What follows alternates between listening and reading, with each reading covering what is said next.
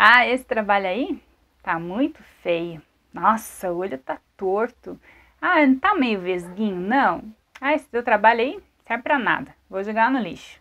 Você já escutou coisas assim? Ou coisas pior? Como você lida com as críticas? Hoje o vídeo é sobre isso. E se você ainda não é inscrito no canal, se inscreva porque aqui é um canal sobre muitas coisas e assuntos interessantes de biscuit. Eu faço passo a passo e me acompanhe também lá nas minhas redes sociais, principalmente no Instagram. Toda terça-feira eu ainda abro a caixa de pergunta e você pode tirar a sua dúvida também por lá. E de vez em quando eu apareço também para fazer uma live ao vivo para responder essas perguntas que vocês deixaram para mim. Quando a gente começa a fazer biscuit, a gente tem uma confiança muito grande, né, no que a gente quer fazer e fica encantado com aquela peça maravilhosa que a gente fez a primeira vez. Eu fiquei tão encantada de ter conseguido fazer um bebezinho de um passo a passo de uma revista. Gente, vocês não imaginam o que é passo a passo de revista. A revista, ela não trazia pra gente toda essa facilidade que tem hoje no YouTube, nos vídeos, né? Então, passava de porque depois eu fui saber, né, com algumas colegas que trabalhavam com esse passo a passo de revista, que não dava para mostrar tudo, porque a página, né, ela é limitada. Então, eles tinham que cortar muitas coisas, muitas etapas, e o que não era muito importante para a editora era importante para a gente e às vezes faltava alguma coisa. Então, criar um passo a passo, né, uma peça de um passo a passo de revista era uma coisa assim, muito incrível. E eu fiz a minha primeira peça, foi de uma revista do Wilson Cabral, falecido, que eu sempre falo aqui, professor assim que me incentivou muito, eu admirava muito o trabalho dele, e aí eu fiz um bebezinho, vou mostrar para vocês. E aí eu cheguei para minha mãe para mostrar, toda feliz que eu tinha conseguido fazer, e ela falou assim, tá muito bonito, tem um macaquinho. Todo mundo já conhece essa história, porque eu fico repetindo, que é uma coisa assim que me marcou muito. Aí eu pensei comigo, né, lá dentro da minha cabeça. Falei, tá tudo bem, ela não sabe de nada mesmo. E aí continuei fazendo as minhas coisas. O meu ursinho Pooh, primeiro que eu fiz, ficou molenga, a massa ficou, né, muito mole, e era massa ainda de panela, então era uma coisa assim que a gente fazia tudo muito arcaico. Mas eu continuava confiante, super confiante, só que com o passar do tempo e com o passar, né, de chegar as encomendas, as pessoas olharem mais o nosso trabalho, as críticas vão aparecendo. E aí a gente precisa lidar com isso e saber quando que é uma crítica para eu olhar para o meu trabalho de uma maneira diferente e eu conseguir mudar isso e usar isso a meu favor. Teve uma pessoa da minha família que, né, nesse comecinho que eu estava aí aprendendo as coisas e me encantando por esse mundo, e aí já tinha uma comparação da internet com o meu trabalho que eu fazia, e essa pessoa falou assim, esse trabalho aqui é tão lisinho, né? Era uma crítica indireta para o meu trabalho, que ainda estava com marcas de dedos e eu ainda não sabia deixar aquela massa bem lisinha, né? Porque a gente, quando começa, a gente não tem paciência, a gente quer fazer tudo de uma vez só, a gente quer fazer o corpinho, já engata ali com a perninha, já põe o braço, já desanda tudo, e no fim a gente já quer colocar a cabeça, já quer pintar tudo no mesmo dia. E não é assim que funciona, né? Para a gente ter um trabalho de qualidade, a gente precisa respeitar as etapas de secagem do nosso trabalho, que é o biscuit, que às vezes demora uma semana, às vezes 10 dias para fazer uma peça para terminar e ficar bem feito. E aí, com essa crítica, né, de aquela peça ali é muito mais lisinha, né? Eu fiquei pensando, então eu vou ter que melhorar essa parte do alisamento. Como é que eu faço para chegar nesse acabamento perfeito? Só fui entender depois de muitos anos, tá? Outra crítica que também eu recebia, e eu sempre pedi assim muita opinião, principalmente das minhas crianças, que eles são muito sinceros, e às vezes a gente faz uma peça, a gente olha, tá bonito, mas eu sei que eu posso melhorar, mas o que tá errado ali? Eu não tô entendendo, eu não consigo ver, né? Eu não consigo sair desse emocional e olhar minha peça separado para eu ver tecnicamente o que eu preciso melhorar ali. Então eu pedia muita opinião das minhas crianças, que são super sinceros, né? Principalmente os autistas, que vocês sabem que eles não têm filtro, então eles falam na cara mesmo sem saber se vai doer, se não querem saber, né? Da opinião do outro. Estão falando ali o que eles acham mesmo. E também a minha filha mais velha, Kaliane, que sempre me ajudou com essas partes mais difíceis, mais técnicas, porque também ela depois, com o passar do tempo, foi aprender a fazer e ela aprendeu um pouco mais essa modelagem, então ela me ajudava. O Pablo, que é uma coisa que eu lembro, que me marcou bastante, ela fala assim, o teu Pablo, ele tem um bico um pouquinho maior, o Pablo de verdade. Ele tem um biquinho pequeno. Então, toda vez que eu fazia o Pablo, eu respirava fundo e ficava lembrando no que ela me falava. E eu pensava nisso e aí eu conseguia fazer um biquinho menor. Eu não conseguia fazer perfeito, né? Porque dentro ali da nossa correria, dentro das técnicas que a gente ainda não tem, tá tudo na cabeça. Mas na prática a gente não consegue colocar isso ali na peça. Essas críticas, né, em relação à nossa qualidade do nosso trabalho, essas partes técnicas, hoje em dia você consegue muito facilmente lá nos grupos do Facebook. Os grupos são maravilhosos e também tem os grupos do WhatsApp. Então esses grupos de troca de artesãos é importante para você que está começando, você participar. Eu não sei o que tá bom, coloca lá, mas esteja preparada para receber o feedback. A gente precisa aprender a lidar com essas críticas de uma maneira a entender que não é pessoal. Ele não está falando para mim, Viviane, está falando da minha peça, do meu trabalho, do que eu preciso melhorar. É importante para a gente saber que o olho está muito junto, que a cabeça está muito comprida, que tem muita testa, que você pode usar menos massa na cabeça, tá muito cabeça, tem pouca cabeça. Essas coisas técnicas, tipo o tamanho do braço, será que o pé não está muito grande? Ou será que o pé não está muito pequeno?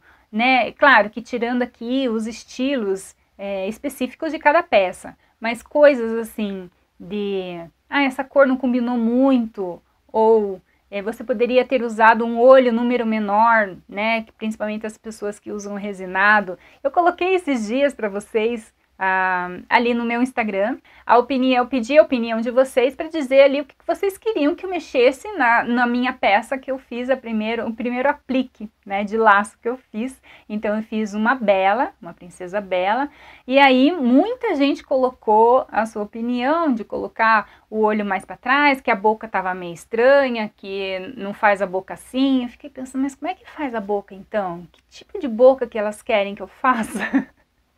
Eu fiquei pensando, mas a gente sempre faz a boca com marcador de caneta, né? Com marcador de pincel, com o marcador ali da Blue Star, mas que tipo de boca? Boca modelada?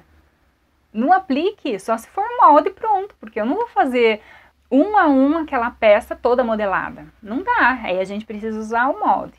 Então, existem também estilos, né? A gente respeitar o estilo da boca, que nem eu coloquei esses dias no grupo também, maravilhoso para a gente receber as críticas, que a gente não precisa ouvir também, de se a peça era com molde ou sem molde, e no fim eu faço toda uma misturança, tem coisas que eu uso molde, tem coisas que eu não uso, e às vezes eu uso molde no corpo, a cabeça é sem, uso a cabeça com molde, o corpo sem, enfim, faço uma misturança que daí traz o meu estilo, traz a minha essência ali dentro do meu trabalho.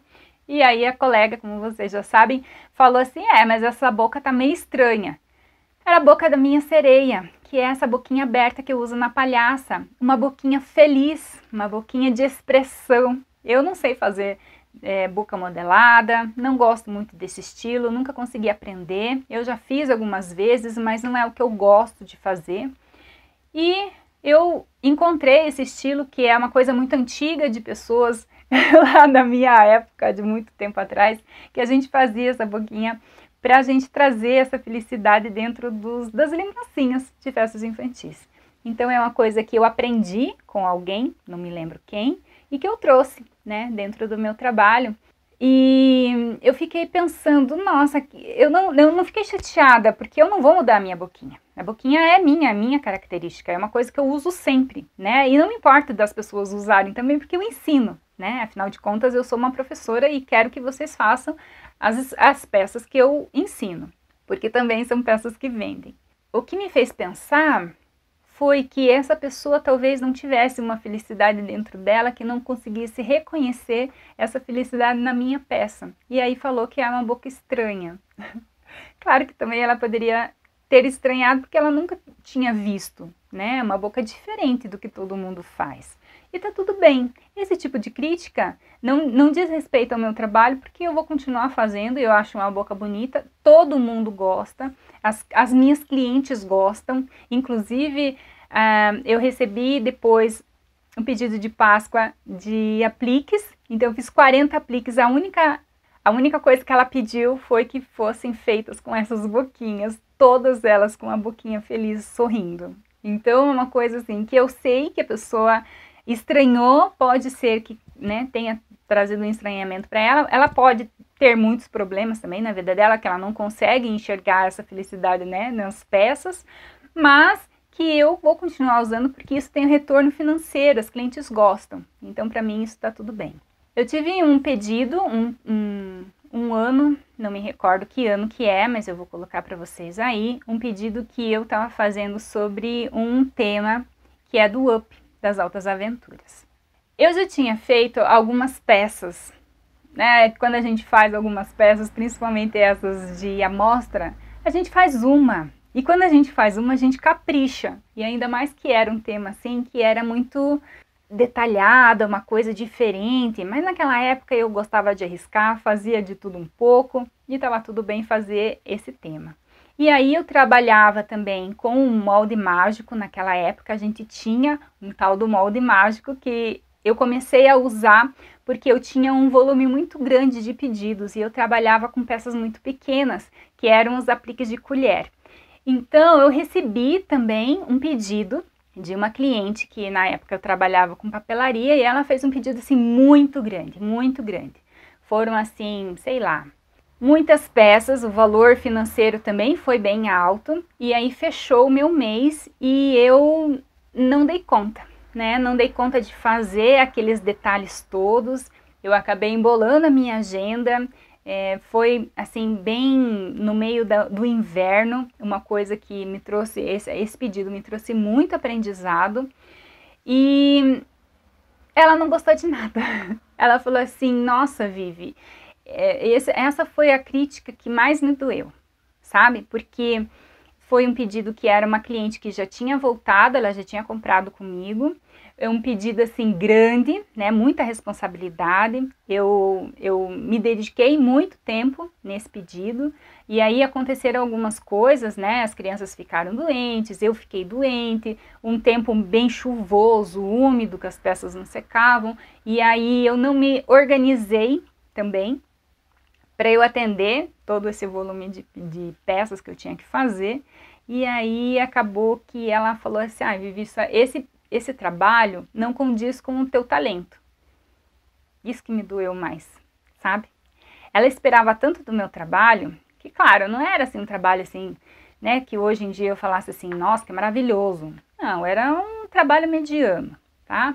E aí ela esperava, dentro desse meu trabalho mediano que ela esperava, né, essas expectativas, eu ainda fiz um trabalho um pouquinho menor, menos qualidade. Então, porque como eram muitas peças, eu trabalhei com muitos moldes. E aí, né, o molde ele não trouxe a qualidade que provavelmente eu teria feito ali como se fosse 1 a 1. E aí ela falou assim, olha, ficou muito ruim, não gostei das peças, esse trabalho ele não condiz com o seu talento e eu não vou usar na festa. Aí eu falei para ela, então você pode jogar no lixo. E naquela época ainda respondia cliente. Eu fazia, né? Eu entrava em conflito com ela, porque eu também não tinha muita experiência, e foi um pedido assim muito grande. E depois disso eu nunca mais fiz pedido do tema do UP das Altas Aventuras.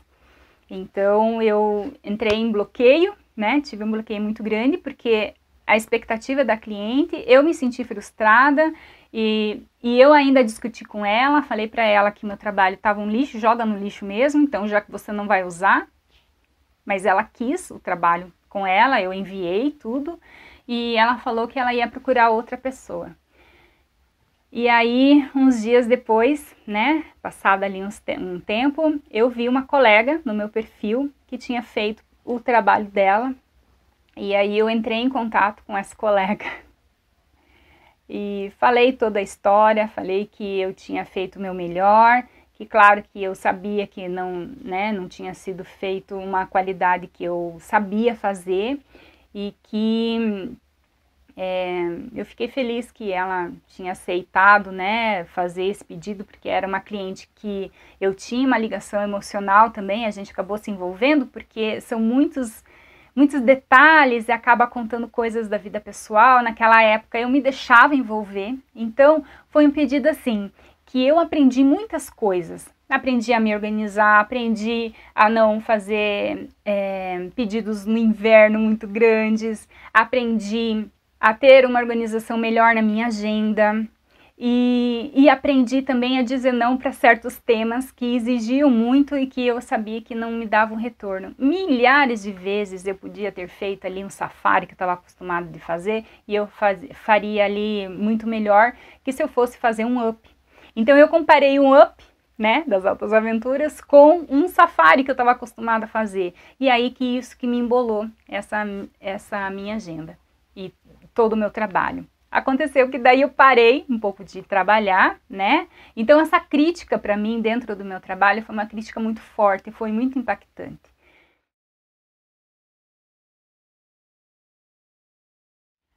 Essa colega teve muito sucesso com esse tema.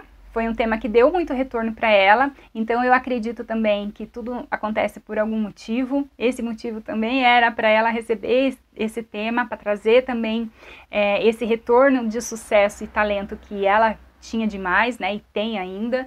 Então, foi uma experiência que teve muito aprendizado. Então, quando a gente escuta uma crítica, a gente sempre precisa respirar um pouco e ver o que está por trás. Ela estava certa, né? Eu dei razão a ela. Eu me deixei ali envolver demais, aprendi também a ter um pouco mais de distância da cliente. Então foram muitos aprendizados que vieram por causa desse tema e dessa crítica. A gente só escutar tá feio é muito genérico, né? A gente escutar que eu esperava mais, porque você tem um talento que eu sei que você tem, dói um pouquinho mais. Então, a gente escutar que, o teu olho tá vesgo, tá tudo bem, isso não me atinge mais. Ou, tá muito cabeção, ou o pé tá muito grande, ou tá muito torto, tá tudo certo, a gente consegue arrumar depois. Então, eu quero que você me conte uma crítica que você recebeu no teu trabalho e que foi positivo, tá? Não vamos ficar aqui reclamando nos comentários, não. Eu quero críticas que fizeram com que o teu trabalho crescesse, sabe? Essa crítica me ajudou muito a organizar melhor a minha agenda, me fez crescer assim de um jeito absurdo, não só do lado profissional, como do lado pessoal. E também eu saber que determinadas modelagens não combinam comigo, que eu preciso escolher, preciso saber dizer não. Então hoje eu tenho uma seleção melhor de pedidos e de temas. Então eu quero que vocês contem aqui para mim esse tipo de crítica, tá? Não que, tá feio, ou que tá grande, que tá, sabe? Eu quero que vocês contem para mim uma que mexeu demais e que daí fez você mudar, ou fez você parar de trabalhar com o tema, que nem aconteceu comigo, né? Que eu nunca mais fiz esse tema e não espero fazer. Ainda estou com bloqueio em relação a isso, e cada vez que eu olho, eu lembro, né? Cada vez que eu olho uma peça desse tema, eu olho e lembro desse caso, que foi um caso assim muito marcante nesses meus anos.